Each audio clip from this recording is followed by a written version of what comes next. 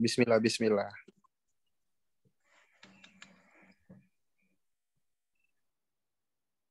Ya, sebelumnya, Assalamualaikum warahmatullahi wabarakatuh. Yang terhormat Bapak Edi Susilo, MHI, selaku dosen pembimbing pada mata kuliah, serta teman-teman yang saya banggakan. Puji syukur marilah kita panjatkan kepada Allah Subhanahu wa Ta'ala, dan sholawat serta salam semoga tetap tercurahkan kepada baginda Rasulullah Muhammad SAW. Adapun topik yang akan kami bicarakan mengenai pada diskusi kali ini, yaitu tentang masa kelesuan pemikiran hukum Islam dan masa kebangkitan kembali. Saya Rizky Al-Sapar, selaku moderator, akan membimbing jalannya diskusi ini. Sebelumnya, saya akan memperkenalkan anggota kelompok saya yang bernama Aldi Rahmansyah Arif, Amabel Iranda, Dimas Prayoga. Dan kami dari kelompok 7, langsung saja kami mulai presentasi kami. Yang pertama akan dibacakan oleh Aldi. Kepada saudara Aldi dipersilahkan. Masa kelesuan pemikiran hukum Islam. Tahap pertama, masa keseluan ini dimulai sejak pertengahan abad ke-4 sampai dengan pertengahan abad ke-7, yaitu sejak terbunuhnya Al-Mutashim billah khalifah terakhir dari Daulat Bani Abbasiyah tahun 656 Hijriah. Tahap kedua, periode kebekuan dan keterbelakangan Islam terjadi pada abad ke-7 sampai abad ke-13 Hijriah.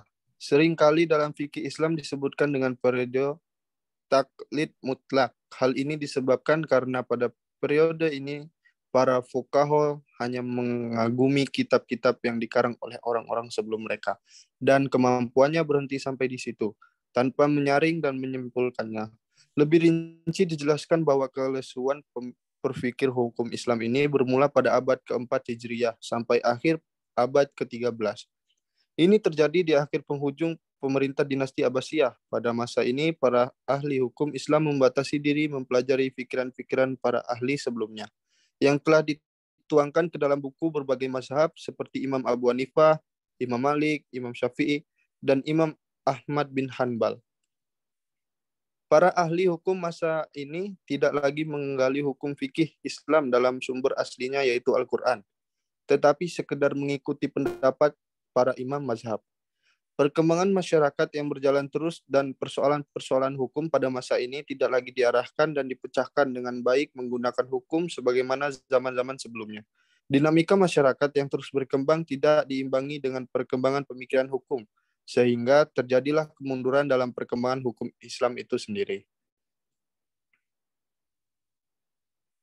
Berbagai faktor baik politik, mental sosial, dan sebagainya telah mempengaruhi kemunduran atas kelesuan pemikiran hukum Islam pada masa itu. Di antaranya adalah satu, pergolakan politik telah mengakibatkan terpecahnya negeri Islam menjadi beberapa negeri kecil yang sering kali disebutkan oleh kegiatan perang satu sama lain.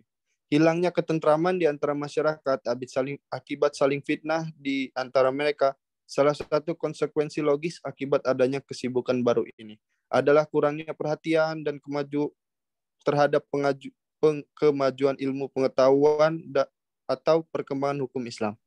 Yang kedua, ketidakstabilan politik menyebabkan ketidakstabilan kebebasan berpikir pula. Karena pada masa sebelumnya terbentuk aliran-aliran mazhab.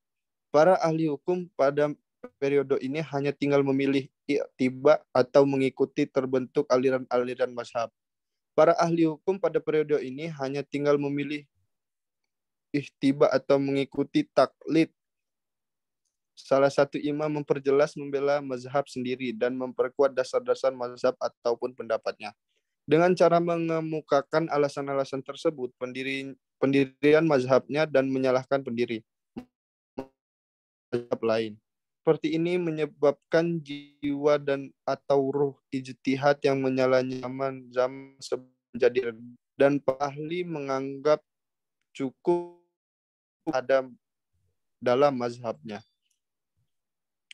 Yang ketiga, pembukuan terhadap pendapat-pendapat mazhab menyebabkan orang yang mudah mencarinya.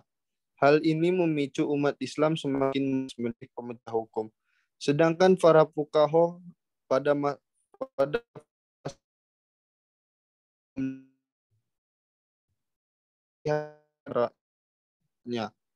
Ijtihad mereka dikumpulkan dan dibukukan, baik untuk hal yang terjadi atau bahkan yang akan terjadi, orang-orang yang dengan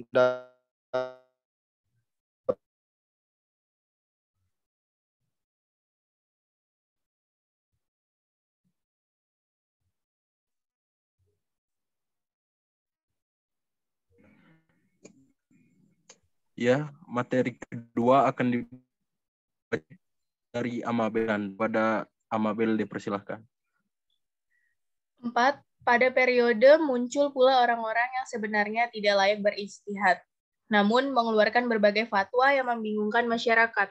Kesimpang siuran pendapat yang membingungkan ini seringkali membuat para penguasa memerintahkan hakim untuk cukup mengikuti pendapat yang sudah ada sebelumnya, agar tidak membingungkan. Sikap ini bermaksud agar kesimpang siuran pendapat bisa dihentikan, tetapi justru kebekuan pemikiran hukum yang mulai terjadi. Yang kelima, bersamaan dengan kebekuan pemikiran hukum terjadi, pintu ijtihad telah ditutup. Akibat banyaknya terdapat simpang siur pendapat dikarenakan orang awam juga mengeluarkan fatwa untuk kepentingan tertentu dan mempermainkan nas-nas syariat dan kepentingan orang banyak. Maka para ulama pada akhir abad ke-4 Hijriah menetapkan penutupan pintu ijtihad yang membatasi kekuasaan para hakim dan para pemberi fatwa dengan pendapat-pendapat yang ditinggalkan oleh ulama-ulama sebelumnya. Sehingga dapat disimpulkan bahwa ulama tersebut mengobati kekacauan dengan kebekuan. Terdapat beberapa tanda yang bisa dicermati bahwa Islam pernah melewati kebekuan dan kemunduran pemikiran hukum Islam. Di antaranya adalah sebagai berikut. 1. Kegiatan fuqaha kala itu hanya berkisar pada pendapat-pendapat imam mu'ijtahidin yang lalu, seperti penertiban dan pengurutan masalah yang telah ada. Memisah-misah antara pendapat yang kuat dan lemah, menyusun ikhtihar, kitab-kitab fikih atau matan-matan yang terkadang sukar dimengerti, yang kemudian diberi penjelasan dan dikenal dengan sebutan syarah. Fakta tersebut dianggap sebagai akibat penjauhan para fuqaha dari ijtihad, baik karena malas atau karena menerima penutupan pintu ijtihad sebagai suatu konsensus atau ijma. Yang kedua ada hukum Islam menjadi terpisah dari gerak hidup, sebab gerak hidup ini dengan segala persoalannya tidak pernah stagnan. Sedang hukum Islam harus diberhentikan dengan ijtihad dari masa lalu. Hukum Islam yang berupa teori tidak bisa mengakomodir kebutuhan masyarakat yang bersifat teknis dalam pergaulan hidupnya. Masa kebangkitan kembali. Cukup lama Islam mengalami masa kemunduran dalam pemikiran hukum. Setelah beberapa abad lamanya mengalami masa tersebut, akhirnya pemikiran Islam bangkit sendiri. Pada pertengahan abad ke-18 Masehi, timbullah reformasi dan umat Islam melepaskan diri dari taklid. Kebangkitan kembali pemikiran Islam ini timbul sebagai reaksi terhadap sikap taklid yang dianggap menjadi penyebab kemunduran hukum Islam selama ini. Usaha menyadarkan umat Islam secara universal dari hegemoni taklid ini tidaklah terjadi sekaligus, melainkan berangsur-angsur. Setelah kesadaran nasional kaum muslimin yang mulai mengetahui dan merasakan adanya kemunduran-kemunduran, muncullah gerakan-gerakan baru di antara para ahli hukum yang menyarankan agar pintu ijtihad kembali dibuka. Gerakan ini muncul di berbagai negeri Islam. Dalam lapangan politik, khususnya di Mesir, Jamaluddin Al-Afghani pada tahun 1839 sampai dengan 1897 muncul sebagai salah satu pionir. Ia menjadikan Al-Quran surah Tarot ayat 11 sebagai penggerak bagi umat Islam untuk bangkit dari kemunduran yang selama ini mendera. Bahkan seruan pembaharuan tersebut bagi kaum muslimin. Secara gamblang Allah berfirman, Allah tidak akan mengubah keadaan atau nasib suatu kaum, bangsa, itu tidak terlebih dahulu berusaha mengubah nasibnya sendiri. Usaha Jamaluddin Al-Afghani mampu mempengaruhi tokoh lain. Bahkan pemikirannya dilanjutkan oleh muridnya, yaitu Muhammad Abduh pada tahun 1849 sampai dengan 1905. Ia adalah seorang murid terkemuka dan memiliki usaha keras dalam meratakan seruan gurunya, yaitu mengikuti ulama-ulama salaf, kembali pada sumber-sumber pokok dalam istinbat atau pengambilan alasan-alasan hukum, dan menjauhkan kebekuan serta kebiasaan taklid. Pikiran-pikiran Muhammad Abduh kemudian diikuti oleh Muhammad Rashid Ridlah.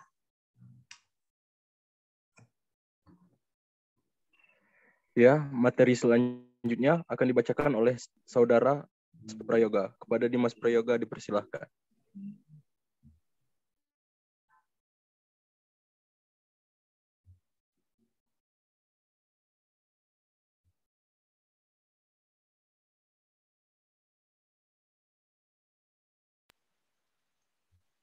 Muhammad Abduh melancarkan serangan keras terhadap taklid dan kebukuan dan menyerukan kebebasan serta pendekatan antar berbagai aliran mazhab dalam Islam dengan berpedoman kepada perwujudan maslahat orang banyak dalam menetapkan hukum.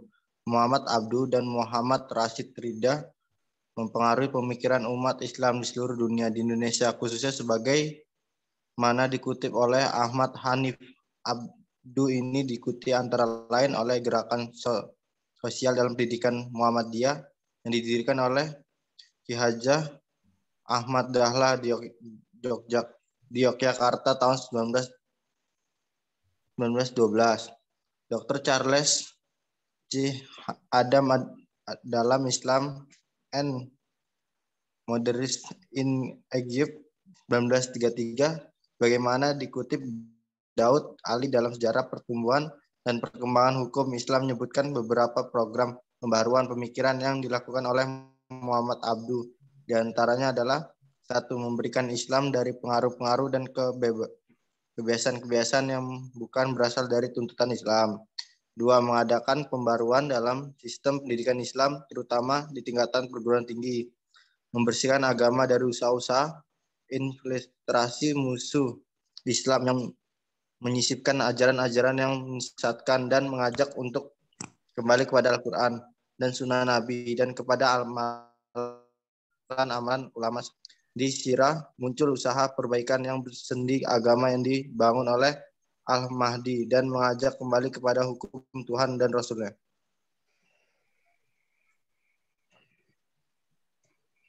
Ya, demikian presentasi dari kelompok kami. Saya sebagai moderator, mohon maaf apabila ada kesalahan. Kepada Allah saya mohon ampun. Saya akhiri. Wassalamualaikum warahmatullahi wabarakatuh.